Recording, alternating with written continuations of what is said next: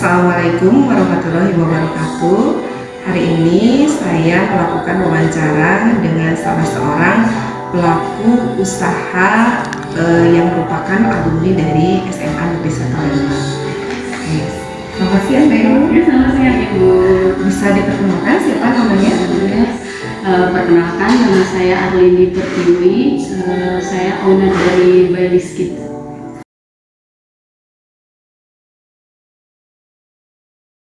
Baju atau pakaian anak, tapi melalui online. Kebanyakan jadi di online. Sekarang kita ada di Shopee sama di TikTok Shop.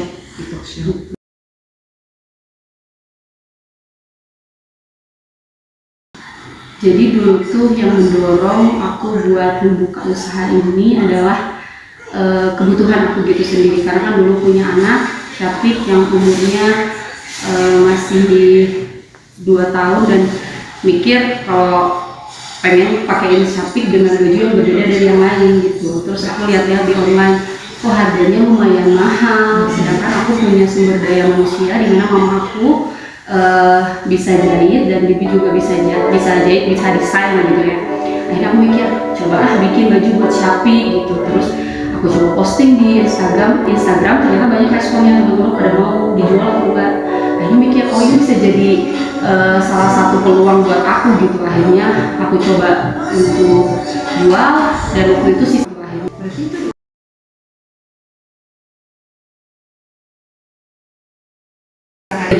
3 juta. Dari yang 3 juta itu dikelola jadi 60 piece itu gimana? Jadi dari si 3 juta itu memang cukup untuk membuat baju 60 piece gitu. Masuk di Shopee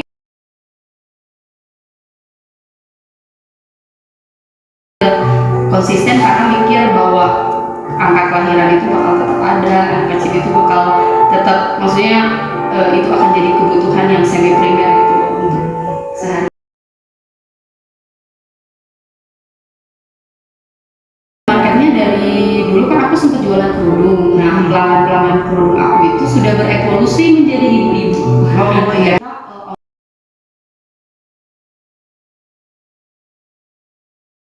Memang online tapi manual gitu pengirimannya. Cuman setelah masuk ke Shopee ya full online gitu. Full online. Nah, dari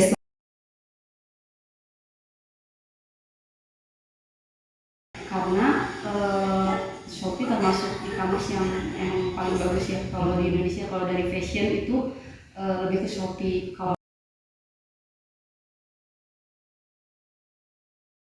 masuk ke baju anak ini tuh dengan menggunakan bahan rami, yang linen rami itu memang ketika itu tuh lagi in banget. Jadi ketika aku mulai itu nggak terlalu sulit untuk naikin omset gitu, dan ya memang setelah mereka tahu Shopee jadi pada akhirnya pindah ke Shopee ya omsetnya naik lah gitu, dan lama-lamaan 2 bulan 3 bulan semakin naik gitu. Karena 100 juta seminggu.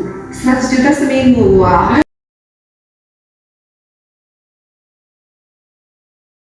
Aku pakai kayak mark gitu di fotonya, ditandai paling fotonya Bailis kemarin sih baru-baru ini. Cuman beberapa tindakan sebelumnya kita chat langsung tokonya. Apalagi kalau yang udah penjualnya, maksudnya dia kan pakai bahan yang sama, bahkan mungkin pernah beli dulu ke kita, terus mereka pola ulang. Padahal kan kita trial and errornya banyak banget ya ketika beli produk. Cuman mereka gampang banget pakai foto kita, pakai model kita. Akhirnya kita cek dulu orangnya. Kalau misalnya fotonya nggak diganti selama 24 jam, 1 kali 24 jam, nanti kita laporin ke Shopee gitu. Biar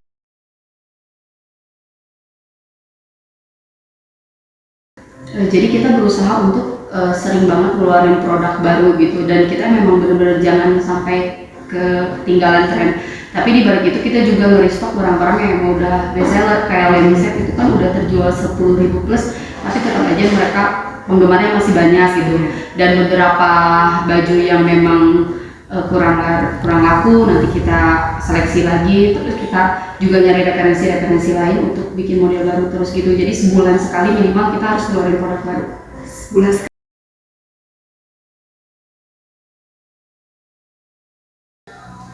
Sebenarnya kalau itu yang bisa nilai sebenarnya orang lain, cuman selama ini aku bikin produk itu selalu sebenarnya ngikutin mood aku, selera aku. Cuman lama-lama orang teh mikir, lama-lama tuh kayak oh ini tuh produk Baileys otentik, misalkan kayak pakai kancing batok dari awal tuh konsisten sampai sekarang.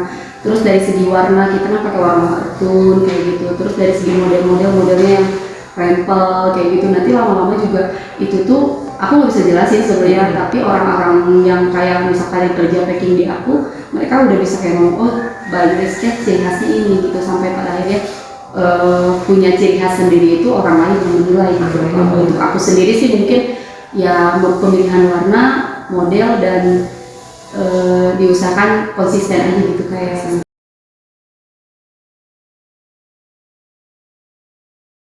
Jadi kita pertama mah karena memang bajunya yang dijahitnya itu aja masih sama mama sama bibi, cuman lama-lama oh ini kayaknya udah nggak bisa dikerjain di sini, kita expand lagi, kita cari konveksi lain untuk ya kita partner sama yang punya konveksinya itu gitu. Nanti ya lumayan konveksinya juga udah punya penjahit banyak kayak gitu, jadi kita ada pihak ketiga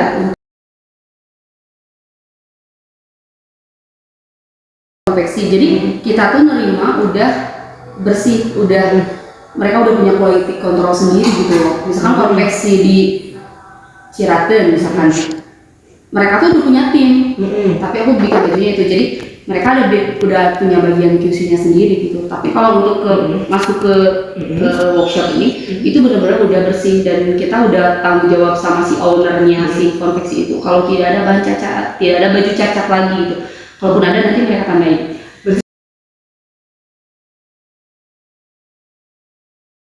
Diperhitungkan, tapi selama ini sih masih kalau misalnya bikin baju feeling ini baju bakal laku gitu dulu doang, nggak yang riset gimana.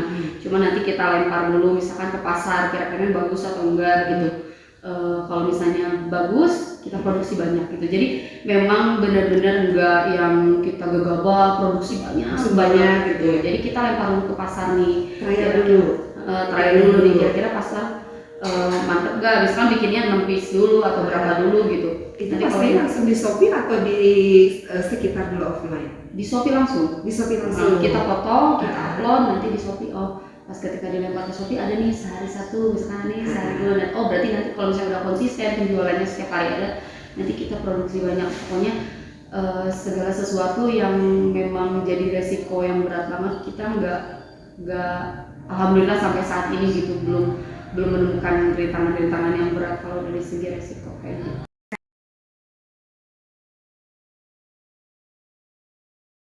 Kebetulan suami aku lulusan IT, jadi dia handle semua dan alhamdulillah bisa terhandle semua. Karena kalau misalnya pun kita percayain ke orang, itu tuh harus kayak benar-benar orangnya megang banget. Jadi selama ini juga sama suami.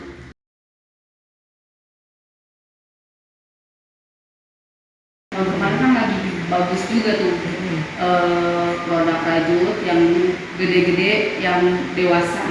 Kita pengen bikin yang mininya, yang kecilnya, kita cari supplier, ternyata dapat. Akhirnya jadi sempat juga paling laris di Shopee produk baju. Itu juga produk baru ya.